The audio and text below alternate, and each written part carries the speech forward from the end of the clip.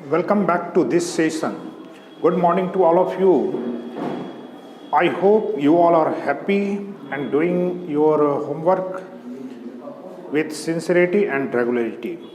Guys, जैसा कि पिछले कई क्लास में हमने डिफरेंट टॉपिक्स पर चर्चा किया, आज इसी कड़ी में एक नए टॉपिक पर चर्चा करेंगे एंड जिसका नाम है सेंटेंस अरेंजमेंट। सेंटेंस अरेंजमेंट से क्वेश्चन किसी भी कॉम्पिटिटिव एग्जामिनेशन में, खास करके बैंक पीओ और क्लर्क या एसएससी के कोई भी कैटेगरी हो या फिर एसएससी के सीजीएल हो या एमटीएस हो या एलडीसी हो, किसी भी कैटेगरी में खास करके, और जितने भी एग्जाम होते हैं कंपटीशन के, सब में सेंटेंस अरेंजमेंट से क्वेश्चन आता ही है।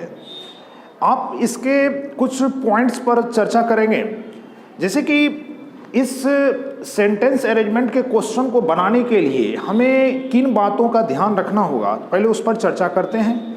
तो first of all, read the given sentences as a complete passage. जो भी सेंटेंस के रूप में 4 या 5 दिया गया है, उसको आप एक कंप्लीट पैसेज के टर्म में, कंप्लीट पैराग्राफ के टर्म में पहले उसको आप पढ़ेंगे। पढ़ने के बाद जब भी आपको फर्स्ट सेंटेंस पूछा जाए या लास्ट सेंटेंस पूछा जाए, तो इस कड़ी में आप ध्यान रखेंगे, कोई भी सेंटेंस जब स्टार्ट होगा तो कोई प्रोनाउन से नहीं होगा, कोई ना कोई पहले नाउन आएगा, तभी उसके लिए कोई प्रोनाउन आएगा। दूसरी बात कि जब भी स्टार्ट होगा तो इसमें कंजंक्शन या कोई इस प्रकार से आपका जो कनेक्टर्स होता है, तो पहली बात हम करेंगे क्या कि इस तरह के प्रश्नों में खास करके इसमें एक दूसरे को कनेक्ट करना होता है, तो कनेक्टर खोजना होगा। कनेक्टर वो कहलाता है जो एक सेंटेंस को दूसरे सेंटेंस से जोड़ने के लिए हमें क्लू प्रोवाइड करता है, यानी वो लॉजिक प्रोवाइड करता है, तो उस लॉजिक को खोजना है। इस सिलसिले में हम ये कह सकते हैं कि आप जब पैसेज को कंप्लीट पैराग्राफ के रूप में पढ़ते हैं, तो उस सेंस में आप कनेक्टर्स पता करेंगे, यानी कि point out connectors by which you can easily connect the given sentences one another। और कहने का मतलब कि एक दूसरे के साथ उसको अटैच कर सकते हैं, और यही क्वेश्चन का मेन सेंस भी है कि जब आप सारे क्वेश्चन को 1 बाय 1 उसके ऑर्डर में सेट करते हैं, तो वो 5 रहे या 6 रहे, आपको जितने भी क्वेश्चन का पूछा जा रहा है वो आप सारे क्वेश्चन का जवाब कि कौन से सेंटेंस पहले नंबर पर होगा, कौन सा दूसरे नंबर पर होगा। तो जब आप पैराग्राफ में दिए गए सारे सेंटेंस को सही से ऑर्डर में सेट कर लेते हैं, तो उसके बाद क्या होता है कि आप इनसे जुड़े यानी सेंटेंस अरेंजमेंट से जुड़े क्वेश्चन का आप आंसर आसानी से दे सकते हैं। सेकंड में इस चीज़ को ध्यान रखेंगे कि point out the first and the last sentences. अगर आप फर्स्ट और लास्ट को कर लिए, तो लास्ट के ठीक पहले और फर्स्ट के तुरंत बाद, कहने का मतलब कि जब वैलिड पेयर आप पॉइंट आउट कर लेते हैं कि कोई भी वैलिड ऐसा पेयर जो सही हो, तो उस पेयर के साथ आप दिए गए ऑप्शन से भी आप 1 बाय 1 करके एलिमिनेट करेंगे। लेकिन अगर आपको वैलिड पेयर नहीं मिल रहा हो, तो आप लॉजिक के आधार पर ही कोई ना कोई डायरेक्शन में आप सेंटेंस को अटैच करेंगे, अर्थात पॉइंट आउट करेंगे कि कौन सा फर्स्ट है, कौन सा सेकंड नंबर और कौन सा इसके तुरंत बाद। इस कड़ी में कंप्लीट सेंटेंस विदाउट कंजंक्शन और WH word may be your first sentence, यानी कि सेंटेंस आपका पहला हो सकता है जो कंजंक्शन नहीं हो, जिसमें WH वर्ड्स तुरंत नहीं आए, तुरंत स्टार्ट नहीं होता हो। इसी कड़ी में thus और so और therefore और hence, इन सारे केसेस से, इन सारे वर्ड से जुड़े हुए सेंटेंस कभी आपका स्टार्टिंग सेंटेंस नहीं हो सकता है। वो कौन कौन है? तो thus, hence, so, therefore, इन सारे वर्ड से जुड़ा हुआ कभी भी आपका फर्स्ट नहीं होगा। और ये इस बात का आप ध्यान रखेंगे, ये एक प्रकार से कंक्लूडिंग के सेंस में हो सकता है कि अगर इस तरह का रहता है तो वो आप लास्ट सेंटेंस के रूप में उसको आप रख सकते हैं। क्लियर? इस तरह से underline, noun, pronoun, adjective, WH words, conjunction and similar words similar words का मीनिंग हुआ कि जब आप दिए गए सेंटेंस में सिमिलर वर्ड को अंडरलाइन करते हैं, तो किसी लाइन में एक वर्ड दिया गया और उससे मिलता जुलता तुरंत दिया गया है, तो वो एक दूसरे का कनेक्टर हो सकता है। क्लियर? तो इस तरह से आप दिए गए पैराग्राफ के सारे सेंटेंसेस को वन बाय वन करके अटैच करके एक कंप्लीट सेंटेंस अरेंजमेंट के फॉर्म में क्वेश्चन को आसानी से क्लिक कर सकते हैं। आज इस कड़ी में हमने दो इस तरह से एग्जाम्पल्स यहाँ पर रखा है और उन एग्जाम्पल्स को हम यहाँ पर बारी बारी से देखेंगे। तो इस केस में सबसे बड़ी बात है कि आपको ये जो दिया गया है, the history of Mankind is full of such fightings. Clear है? सच फाइटिंग्स जो जैसे जैसे पढ़ते जाएंगे अंडरलाइन करते जाएंगे, between communities, nation and people. Clear? इसी कड़ी में दूसरा है from the primitive weapons of warfare. Clear? Man has advance to the modern nuclear weapons. कहने का मतलब जो पहले का जो हथियार लोग वारफेयर युद्ध के लिए करते थे, उससे मानव अभी आधुनिक न्यूक्लियर वेपन्स की तरफ वो आगे बढ़े हैं। कहने का मतलब इस ओर वो आगे बढ़ चुके हैं। Even since the dawn of civilization, man has been fighting with man। यानी कि सभ्यता के शुरुआती क्रम से, यानी कि सभ्यता के आरंभिक चरण से, है ना, यानी जिस प्रकार से सभ्यता आगे की ओर बढ़ी, मानव के साथ युद्ध करता रहा, लड़ता रहा। A modern war is scientific in character but the effect is the same, weeping human existence out of this earth. उसके क्या परिणाम होंगे? तो इस क्रम में लास्ट क्वेश्चन कहते हैं, the only difference now seems to be in the efficiency of the instruments used for killing each other. यानी इन सारे इंस्ट्रूमेंट का प्रयोग एक दूसरे को क्या करने के लिए किया जाता है? मारने के लिए। कहने का मतलब कि ये जो है एक प्रकार का पैराग्राफ के टर्म में, इससे पढ़ के ये क्लियर होता है कि ये जो सेंटेंस के रूप में जो 5 क्वेश्चन, इस तरह 5 सेंटेंस दिया गया है, इसको एक दूसरे से अटैच करने कहता है, यानी कि कनेक्ट करने कहता है कि कौन पहले नंबर पर होगा और कौन दूसरे, इस प्रकार से तीसरे, चौथे और 5वें नंबर पर। तो सबसे पहले इसको कनेक्टर को खोजना होगा। Without connector nobody can attach या लिंक्ड, है ना, विथ अदर सेंटेंसेस। तो पहले नंबर पर जैसे कि इसका स्टार्ट क्या हो सकता है?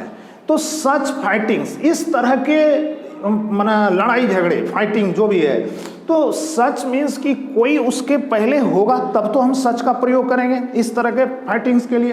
तो ए नंबर तो कभी होगा नहीं।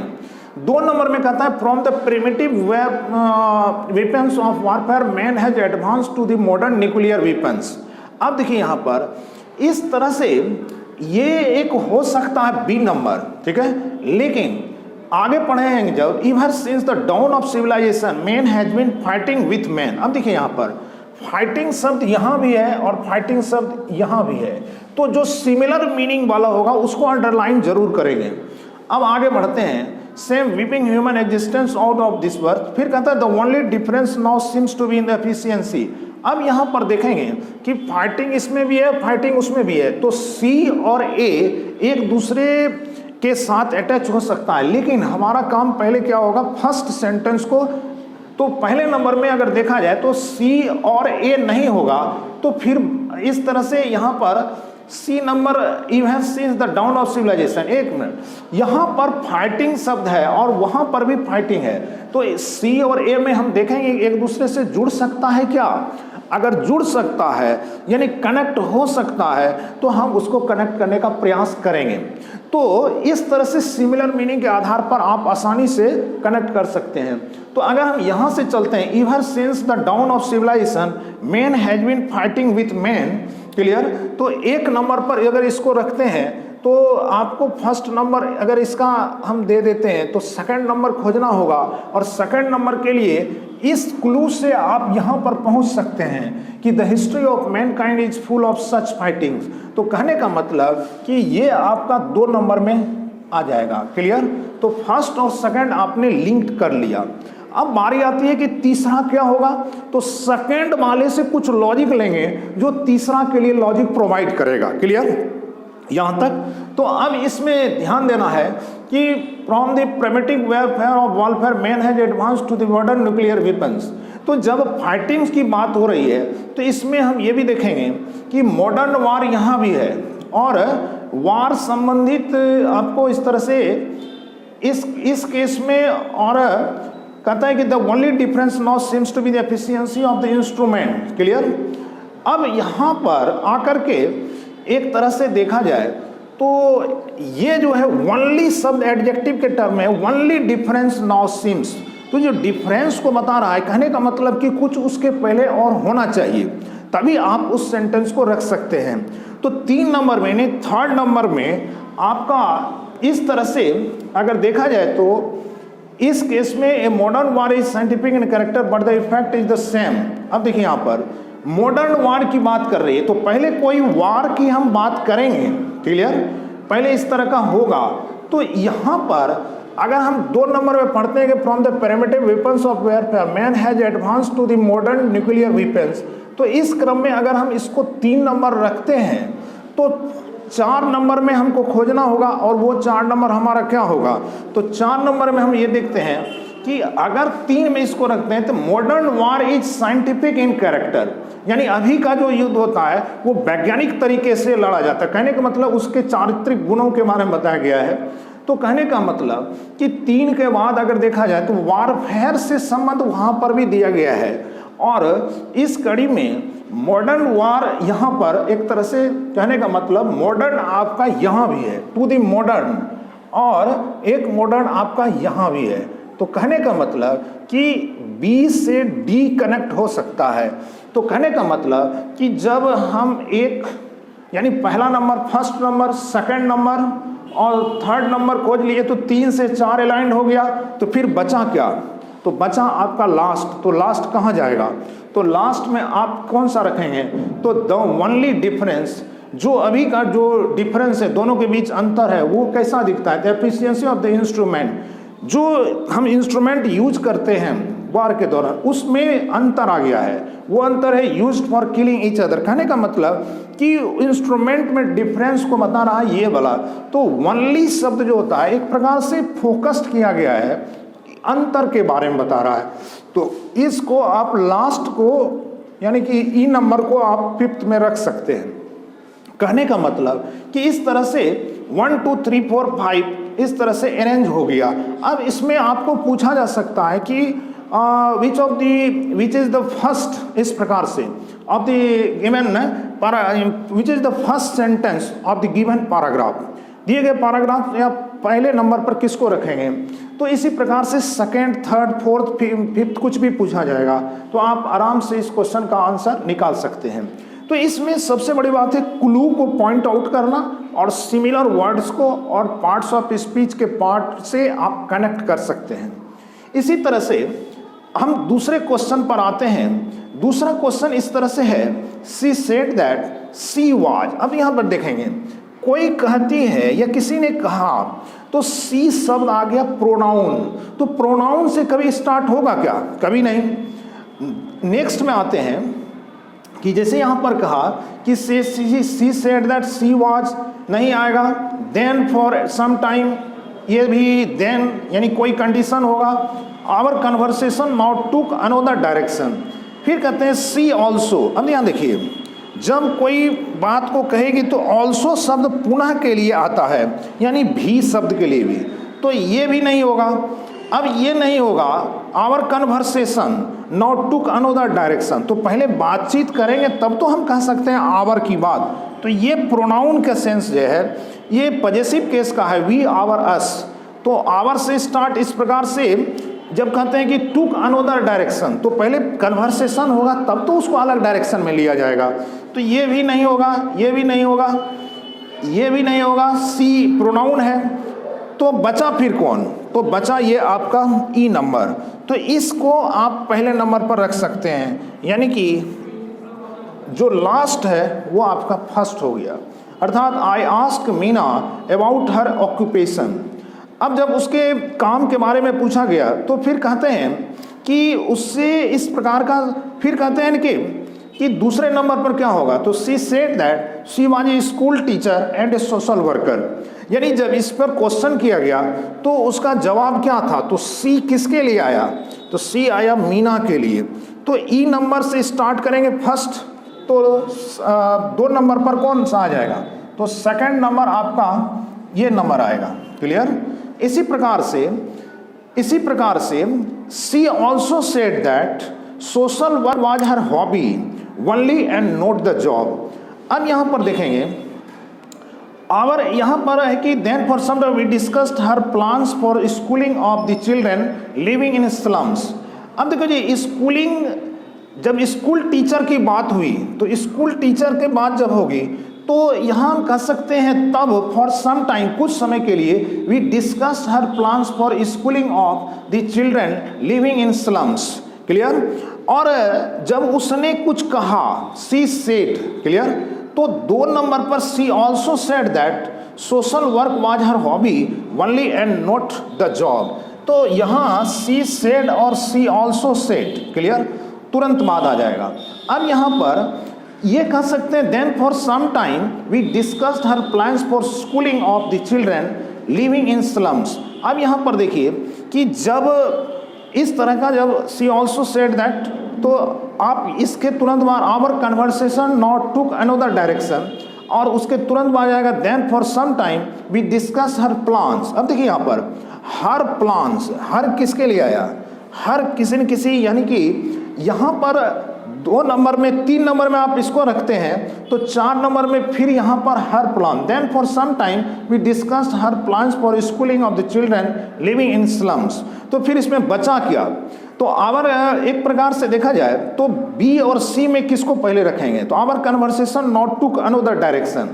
अब देखिए जब इसको हम पहले रखेंगे यानी कि 4th नंबर पर, तभी तो होगा कि देन, यानी तब फॉर कुछ समय के लिए हमने उसके plans for schooling of the children living in slums. कहने का मतलब कि जब उसका एक हॉबी है, हॉबी के बारे में बात कर रहा है, तो कहने का मतलब सी और बी में पहले हमको सी रखना होगा तब जाकर के देन। क्लियर।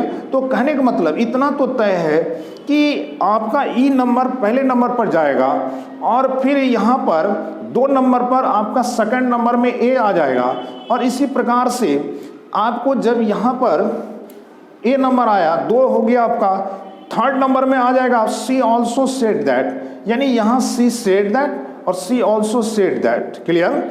अब 3 नंबर हो गया, तो बचा हमारा 4 और 5, तो our conversation not took another direction, यानी कोई अलग दिशा में गया, और फिर वो क्या कहता है, then for some time we discuss her plans for schooling of the children living in slums. तो इस प्रकार से लास्ट में इसको इस तरह से रखते हुए आप इस तरह से सेंटेंस अरेंजमेंट के क्वेश्चन को आराम से बना सकते हैं। तो पहली बात है कनेक्टर को खोजना, और कनेक्टर को खोजना और सिमिलर वर्ड रिलेटेड जो सेंटेंस है उसको पता करना, और उसके बाद एक दूसरे से कनेक्ट कर देना। ये कहीं ना कहीं अगर आप लॉजिकली इसको कनेक्ट करते हैं तो बहुत कम समय में आसानी से आप मार्क्स को ऑब्टेन कर सकते हैं और सही बना भी सकते हैं।